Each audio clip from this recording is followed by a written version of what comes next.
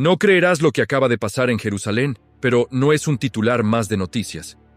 Es algo tan extraordinario, tan imposible, que incluso los rabinos más escépticos están en shock. Durante 2000 años, generaciones enteras oraron, ayunaron, lloraron por este momento.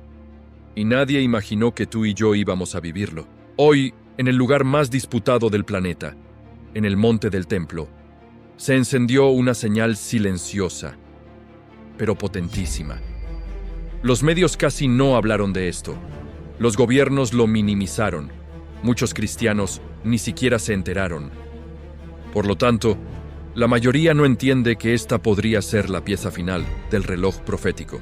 Quiero que te quedes conmigo hasta el final. Porque si lo que está ocurriendo en Jerusalén es realmente lo que muchos teólogos piensan, entonces no estamos hablando solo de guerras, rumores de guerras o terremotos.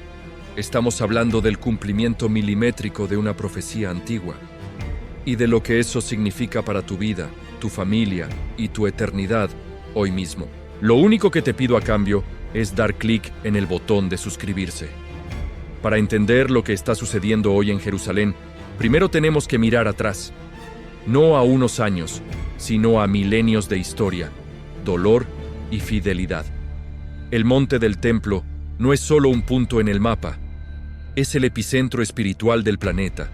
Fue allí donde Abraham casi sacrificó a Isaac, pero Dios intervino. Fue allí donde Salomón levantó un templo cubierto de oro, pero luego fue destruido. Fue allí donde el segundo templo se reconstruyó, pero nuevamente fue reducido a ruinas.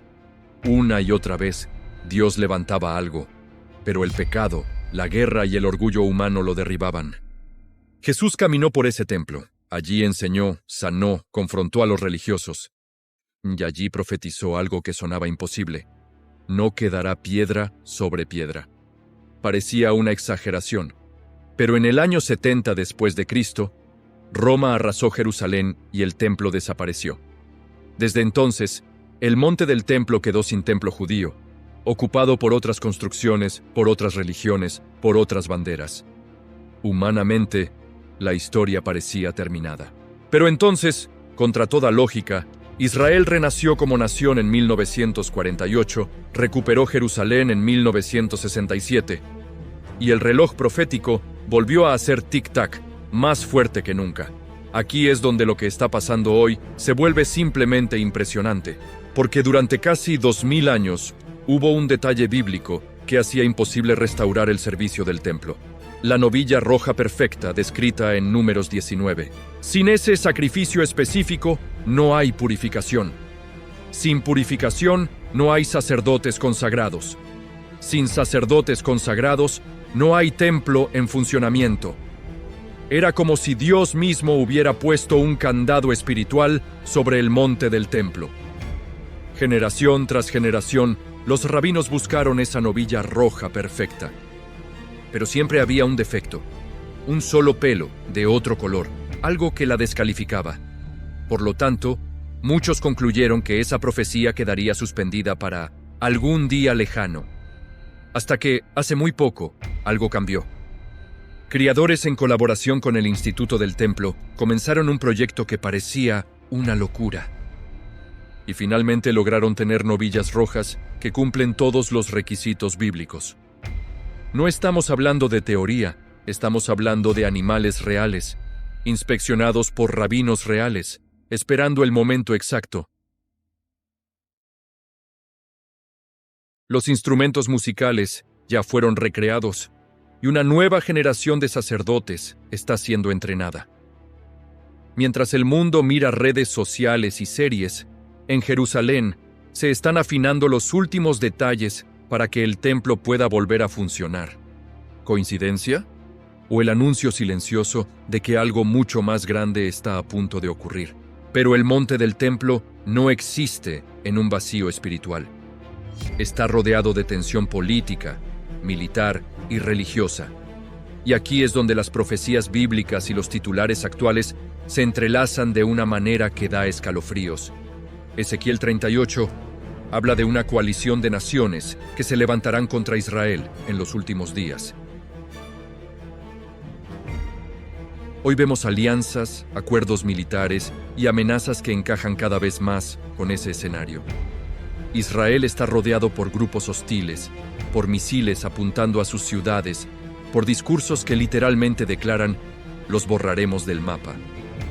Se firman acuerdos de paz, pero luego se rompen. Se anuncian treguas, pero después vuelven los ataques. Cada intento humano de resolver el conflicto termina generando más tensión, más odio, más desconfianza. La Biblia ya lo había dicho: Jerusalén sería una piedra pesada para todas las naciones. Todo el que intente moverla se herirá. Y eso es exactamente lo que vemos. Gobiernos cambian, presidentes van y vienen, organizaciones internacionales escriben resoluciones, pero el conflicto espiritual detrás de Jerusalén se vuelve cada vez más intenso.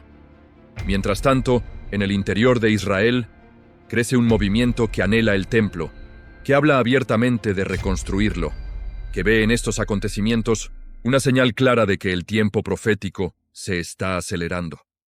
No es solo política.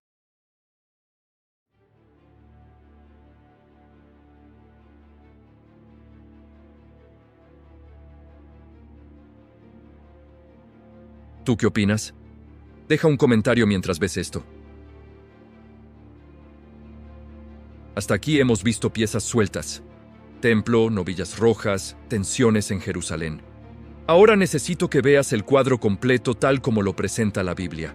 Los profetas anunciaron que habría un tiempo en el que Israel volvería a su tierra después de estar disperso entre las naciones. Eso ya sucedió. Anunciaron que Jerusalén volvería a estar en manos judías después de siglos de dominio extranjero. Eso también sucedió. Y anunciaron que, en un momento cercano al fin, el templo sería preparado de nuevo, los sacrificios serían restaurados, y un líder mundial firmaría un pacto de paz solo para traicionarlo después.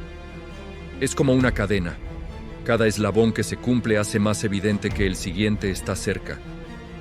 Por lo tanto, cuando vemos que los utensilios del templo están listos, que los sacerdotes se entrenan, que se habla abiertamente de reconstruir, que las piezas políticas y espirituales se mueven, entendemos algo importante. El escenario que la Biblia describió ya no es ciencia ficción religiosa. Es una posibilidad real en nuestra generación. La Escritura también habla de un falso Mesías, de un anticristo que se presentará como pacificador, pero usará el templo para exaltarse a sí mismo. Muchos lo verán como solución, pero en realidad será parte del problema final. En contraste, Jesús no viene a buscar poder político, viene a establecer un reino eterno de justicia, verdad y restauración. Por eso el enemigo lucha tanto por Jerusalén. Sabe que cuando el plan de Dios llegue a su punto final, su tiempo se acaba. Tú y yo estamos en medio de esa batalla espiritual.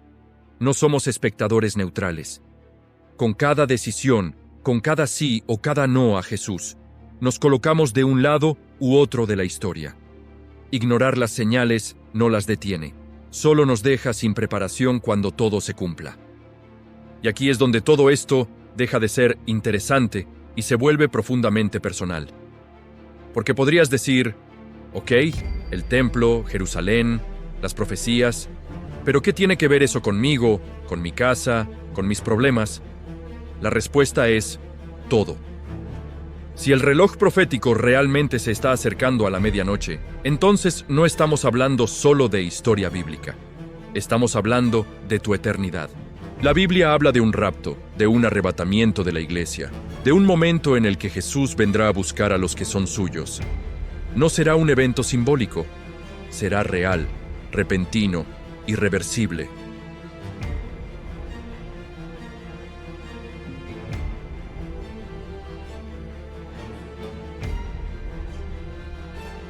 Por lo tanto, el verdadero milagro de lo que está pasando en Jerusalén no es solo que un templo pueda levantarse de nuevo, sino que Dios te está avisando, te está despertando, te está sacudiendo con amor antes de que sea demasiado tarde.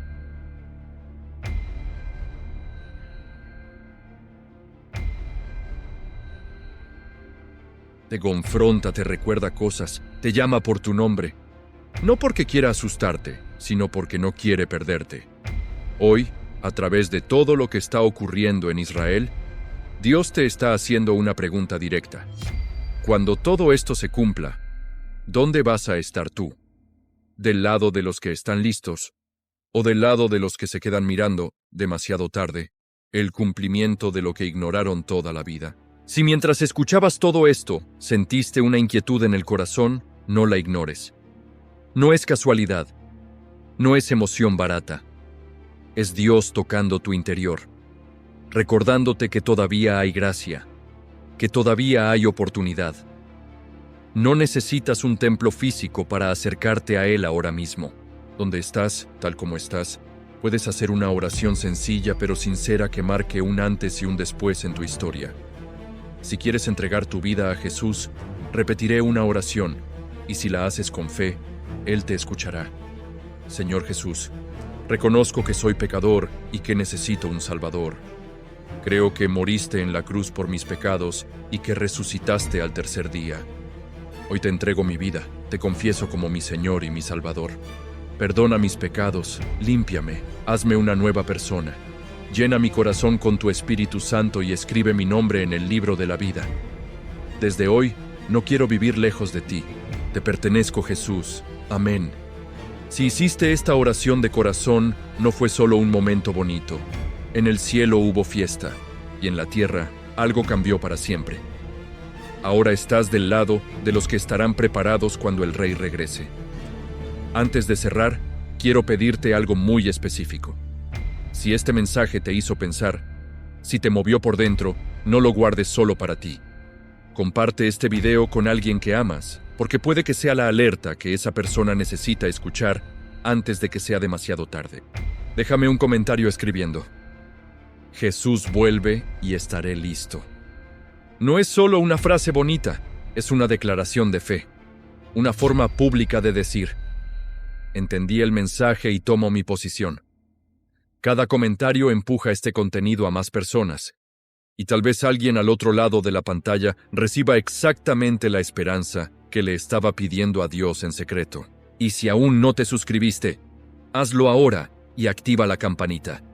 No es por estadísticas, es para que no te pierdas las próximas enseñanzas, alertas y estudios bíblicos que vamos a compartir, mientras las profecías se siguen cumpliendo delante de nuestros ojos. Si el mundo puede inundarte de noticias de miedo, también podemos inundar las redes con mensajes de esperanza, verdad y salvación. Tú eres parte de eso.